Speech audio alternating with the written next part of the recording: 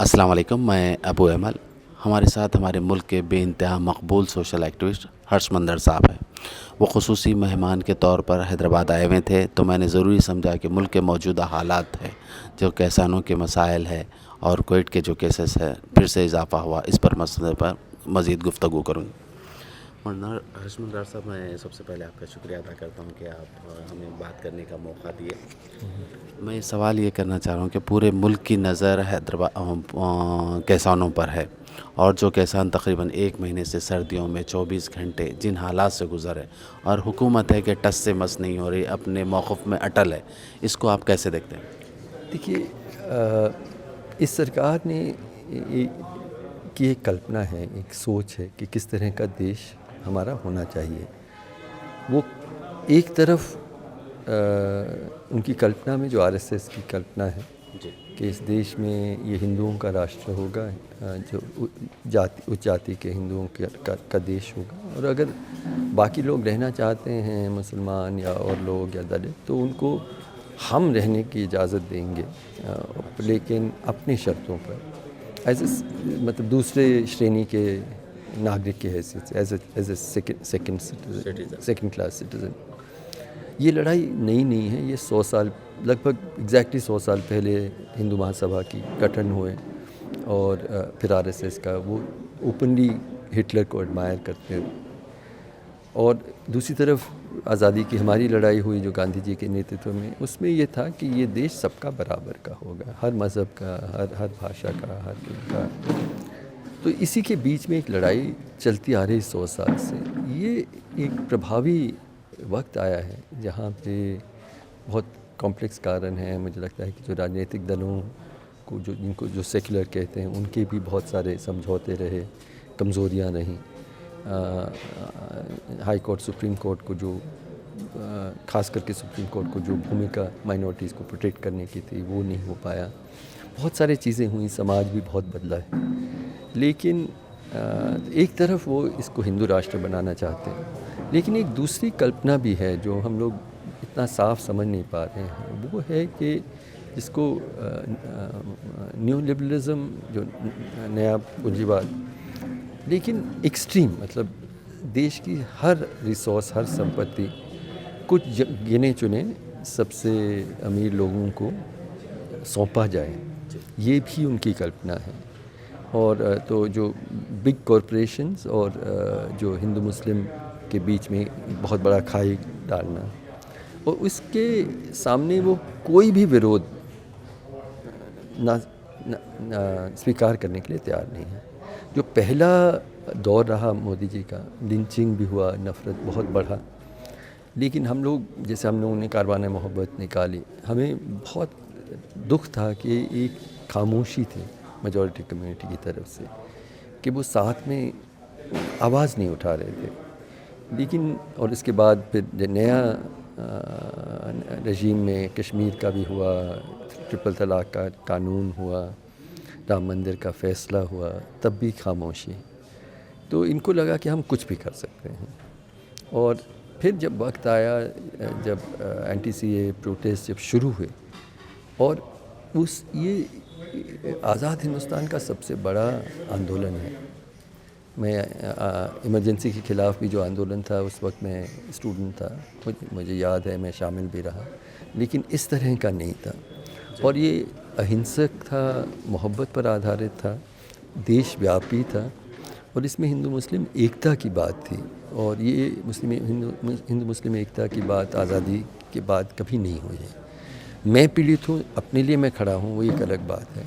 आप पीड़ित हैं, इसलिए मैं खड़ा हूँ, ये एक बिल्कुल अलग किस्म की लड़ाई है। तो और अगर वो उसको रोका नहीं जाता, तो उनको बहुत क्लियर था कि इनकी पूरे जो 100 साल की लड़ाई है कि इस देश को हिंदू राष्ट्र बनाना है, वो रुक जाएगा अगर हम लोग हिंदू मुस्लिम एकता से खड़े रहें। तो उसको दबाने के लिए उन्होंने एक पूरा प्रक्रिया बनाया, दंगे कराए, नफ़रत की बात की। और हम जैसे लोग जो उस प्रोटेस्ट में हर जगह मोहब्बत की ही बात कर रहे थे, अहिंसा की बात कर रहे थे, हम सबको, और जो नौजवान हैं उन सबको कह रहे हैं कि इनकी तो कह रहे थे मोहब्बत की बात, पर और संविधान की बात, पर दिल में तो ये नफरत ही फैलाया है। और मेरे खिलाफ हाई कोर्ट में, सुप्रीम कोर्ट में एफिडेविट फाइल हुआ है, 6-8 चार्जशीट्स में यही बात कही गई है। तो ये तो एक तरीका है। और दूसरा उनका, तो ये हिंदू मुस्लिम एकता की जो बात करते हैं उनके खिलाफ। लेकिन ये जो दूसरा जो उनकी योजना है वो कि कॉर्पोरेटाइजेशन का, बड़े कॉरपोरेशंस का, इसमें भी उन्होंने, हालांकि माइग्रेंट क्राइसिस हुआ था, सब लोगों को लगा कि 9 में से 10 हमारे मज़दूर की कोई सुरक्षा नहीं है, तो लेबर लॉज ज़्यादा मजबूत होने चाहिए।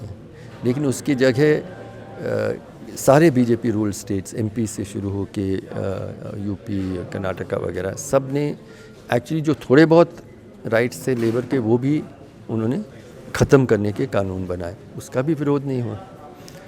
फिर जो फार्म सेक्टर है, जो किसानों का सेक्टर है, बहुत देर से बड़े कॉरपोरेशन चाहते हैं कि किसान लगभग हमारे गुलाम के जैसे रहें। तो अगर पेप्सी को पोटैटो चिप्स बनाने हैं तो वो 1000 किसानों को या 5000 किसानों की ज़मीन को उनसे सौदा कर लेंगे और कहेंगे कि आपको बनाना है। तो ये एक तरह का, और अमेरिका जैसे देशों में है भी कि बड़े एक तरह से बड़े कॉरपोरेशंस अपने प्रॉफिट के लिए किसानों की ज़मीन को इस्तेमाल करेंगे। और जो एक भूमिका थी, एक तो किसान की खुद की आज़ादी, और एक जो हमारी जो ज़रूरत है भूख की, कुपोषण में आज हम लोग पूरी दुनिया में सबसे आगे बढ़ते जा रहे हैं, तो उसकी जगह बड़े कॉरपोरेशंस के जो प्रॉफिट की जो ज़रूरत, और ये हमने और सेक्टर्स में देखा है। ये काफ़ी देर से कह रहे थे कि स्वास्थ्य सबसे अच्छा है अगर प्राइवेट सेक्टर में हो। 80% हमारे डॉक्टर, नर्सेज अब प्राइवेट सेक्टर में काम करते हैं। लेकिन जब 100 साल का सबसे बड़ा जो क्राइसिस कोरोना से हुआ, तो ये सब पीछे हट गए, हमें प्राइवेट सेक्टर पे ही डिपेंड करना पड़ा। वो उसका भी एक बहुत छोटा हिस्सा, बड़े जो होम मिनिस्टर हैं, चीफ मिनिस्टर्स हैं, वो बीमार पड़ते हैं तो वो प्राइवेट हॉस्पिटल में जाते हैं। तो इसी तरह से ये फार्म सेक्टर को का भी एक प्राइवेटाइजेशन इन कानूनों के द्वारा होने जा रहा था। और उनको कभी ये विश्वास ही नहीं था कि इसका विरोध होगा। ना सिर्फ विरोध हो रहा है, लेकिन मुझे लगता है कि किस तरह का विरोध है वो ही मायने रखता है। तो शाहीन बाग में जब विरोध चल रहा था तो सिख किसान पंजाब से आए और उन्होंने लंगर शुरू किया देसी घी का। वो कहते थे कि हम अपनी बहनें जो हमारी आज़ादी की रक्षा कर रहे हैं, और वहाँ के किसानों ने, मतलब उस वक्त शाहीन बाग में ये कहा कि हमने 1947 का बंटवारा देखा, मेरा अपना परिवार भी रावलपिंडी के थे, जो जिस तरह से हम उजड़े, हम एक और बंटवारा इस देश में होने नहीं देंगे, इसलिए हम अपनी बहनों के साथ खड़े हैं। और पैसे कम पड़ गए तो एक आदमी ने एक्चुअली अपना एक घर बेच दिया, और उनके खिलाफ आज UAPA में केस बनाया गया है, क्योंकि वो एकता अगर हो जाए तो फिर उनकी पूरी राजनीति खत्म। किसानों की जब लड़ाई शुरू हुई तो पंजाब में एक ही जगह है मलेरकोटला, जहाँ मुस्लिम आबादी बहुत है। तो मैंने देखा कि मलेरकोटला से ही लंगर करने के लिए मुस्लिम लड़के आए और उन्हें लंगर चलाया। और आज भी जो हम देख रहे हैं कि देश और दुनिया के हर कोने से लोग खड़े हो रहे हैं उनके साथ। तो ना सिर्फ विरोध, बल्कि विरोध, ऐसा विरोध जहाँ पे हम अपनी मोहब्बत और एकता दिखाएं, यही एक तरीका है कि इनका जो पूरी एक कल्पना, आखिर क्या कल्पना थी आज़ादी की लड़ाई में, कि हम ऐसा देश बनाएंगे जिसमें मोहब्बत होगा, हर मज़हब के लोग, हर जाति के लोग बराबर के हक रखेंगे, कानून सबको बराबर का दर्जा देगा, और समानता होगी देश में। तो इसके विकल्प में इनकी जो कल्पना है उसको लागू करने में वो बहुत आगे निकल गए हैं। और कई लोग मुझे रोज़, मतलब कल रात भी मैं बैठा था यहाँ, जब से हैदराबाद में भी आया, लोग पूछ रहे हैं कि इसका विकल्प क्या है। और जब मैं कहता हूँ कि इसका विकल्प सिर्फ यही है कि हम मोहब्बत को बढ़ाएं अपने समाज में, तो उनको लगता है कि ये कोई हल नहीं है। वो समझ नहीं पाते हैं कि गांधी जी की लड़ाई, मौलाना आज़ाद, नेहरू, इन सब की लड़ाई इसी मोहब्बत को बढ़ाने की थी। गांधी जी कई चीज़ों के लिए उन्होंने जंग किया, लेकिन उनकी हत्या इसी बात की थी कि मुसलमानों का बराबर का हक होगा इस देश में, इसीलिए उनको मारा गया। वही लड़ाई आज भी हम लड़ रहे हैं। जी हाँ, अब इन हालात में हम आम इंसान को क्या पैगाम है? देखिए, मैंने एक बात कही थी, जो पुलिस, दिल्ली के पुलिस ने मैंने पहली बार इस बात को जामिया में 15 दिसंबर को बच्चों को मारा गया था लाइब्रेरी में। अगले दिन बहुत ज़्यादा दुखी थे स्टूडेंट्स, तो जगह जगह से बुला रहे थे कि आपको हमसे बात करना ज़रूरी है। तो हज़ारों स्टूडेंट्स थे। तो मैंने एक भाषण दी जिसको लेके ही पुलिस ने उसको काट कूट के एक अलग, तो मैंने 2-3 चीज़ें कही थी उसमें, वही यहाँ कहना चाहूँगा। पहली बात मैंने ये कहा कि ये लड़ाई एक कानून या मतलब सीए कानून या किसान कानून के ख़िलाफ़ नहीं है। ये लड़ाई है बेसिकली कि किस तरह का देश हमें मिला था आज़ादी के वक्त और किस तरह का देश अब हम अपने बच्चों को देने जा रहे हैं। ये फ़ैसला हमें करना है। मैंने दूसरी बात कही थी कि इस देश के मुसलमान अब की बात किसी को ये हक नहीं दें कि वो आपसे सवाल पूछें कि आप इस अपने देश के प्रति अपनी वफ़ादारी और प्यार को साबित करें। ख़ास करके वो लोग नहीं जिन्होंने आज़ादी की लड़ाई में हिस्सा ही नहीं लिया। और मैंने कहा कि एक्चुअली मेरा खुद का परिवार जुड़ा है रावलपिंडी से।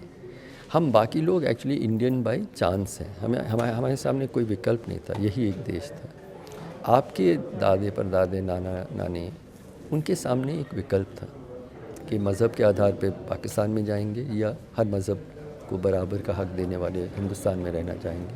उन्होंने हिंदुस्तान को चुना। तो you are Indian by choice, हम लोग इंडियन बाय चांस हैं। तो अगर किसी कौम ने अपने देश के प्रति मोहब्बत साबित की है, वो हिंदुस्तान के मुसलमान हैं। तो ये मैंने दूसरी बात कही। और तीसरी बात, आपने जो सवाल पूछा, इसका हल, हाँ, ये लड़ाई संविधान के लिए है, जिस तरह का देश हमें बनाना है। मैंने कहा इसका फ़ैसला पहले तो संसद में नहीं होगा, क्योंकि हमारे जो राजनीतिक दल अपने आप को सेक्युलर कहते हैं, उनमें वो नैतिक साहस नहीं रही है कि वो लड़ाई ये लड़ें। मैंने कहा इसका फ़ैसला सुप्रीम कोर्ट में भी नहीं होगा, क्योंकि मैंने देखा कि माइनॉरिटीज़ की रक्षा में जो भूमिका सुप्रीम कोर्ट को अपनानी थी, कई जजमेंट्स में उन्होंने उसको नहीं किया है। इसका फ़ैसला फिर कौन करेगा? मैंने कहा कि हम भारत के लोग जिन्होंने अपने आप को संविधान दिया था, हम करेंगे, सड़कों पे करेंगे, लेकिन अहिंसा से। वो जितना भी हिंसा करें, हम अंधेरी से आप लड़ रहे हैं तो अंधेरा और करेंगे तो अंधेरा गहरा ही होगा। रोशनी से ही एक छोटा सा दिया एक पूरे तूफ़ान के बीच में हम जलाएंगे। ये मैंने तीसरी बात कही। पर मैंने कहा कि इससे भी बढ़ के एक चौथी जगह है, और यही आपके सवाल का जवाब है कि एक चौथी जगह है जहाँ सबसे ज़्यादा इसका फ़ैसला होगा।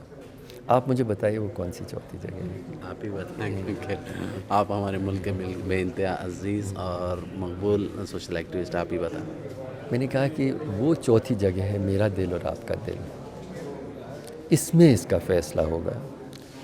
इस देश की ज़मीन पे एक लकीर डाल के एक बंटवारा तो हमने देख लिया, और कितने जाने गए, कितने लोग गुजरे।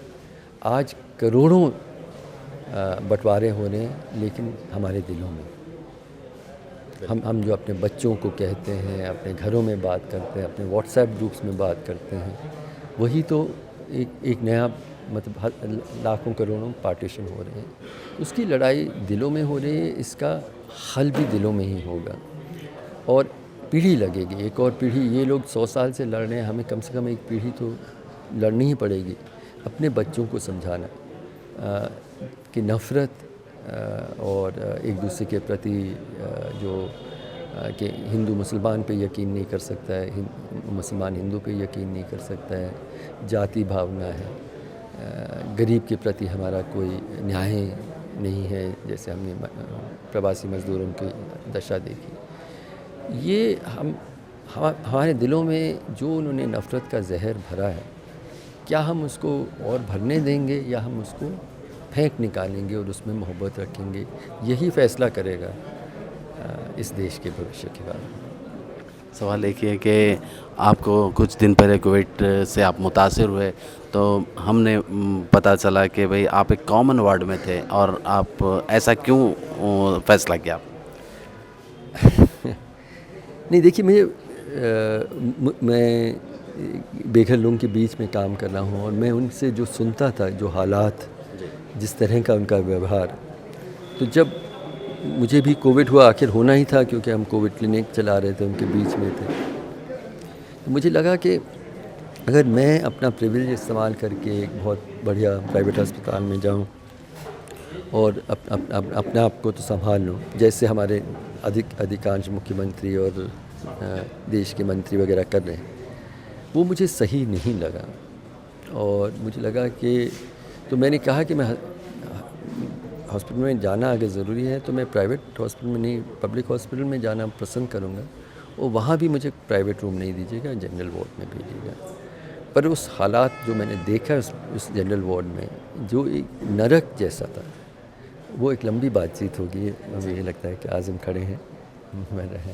जी, एक आखिरी सवाल आपसे कि हमारे मुल्क में जो मुस्लिम लीडरशिप जिस तरह से काम कर रही है, या आपकी नज़र में कर भी रही है या नहीं कर रही है, उनको कुछ पैगाम, आप सेटिस्फाई है इनके काम से? नहीं, मैं बिल्कुल सेटिस्फाइड इसलिए नहीं हूँ क्योंकि देखिए, मुसलमान हर तरह से बराबर का नागरिक है, लेकिन मैं एंटी-सीए प्रोटेस्ट में बहुत जगह गया, हर जगह वो बुलाते थे जी, मैं बात करता था, और जहाँ ऑडियंस बहुत बड़ा मुस्लिम ऑडियंस था, मैं एक तरफ कहता था कि हम अभी से ही जीत गए हैं, जो भी अंतिम फैसला होगा, क्योंकि हिंदू मुस्लिम इकट्ठा होकर लड़ाई लड़ रहे हैं।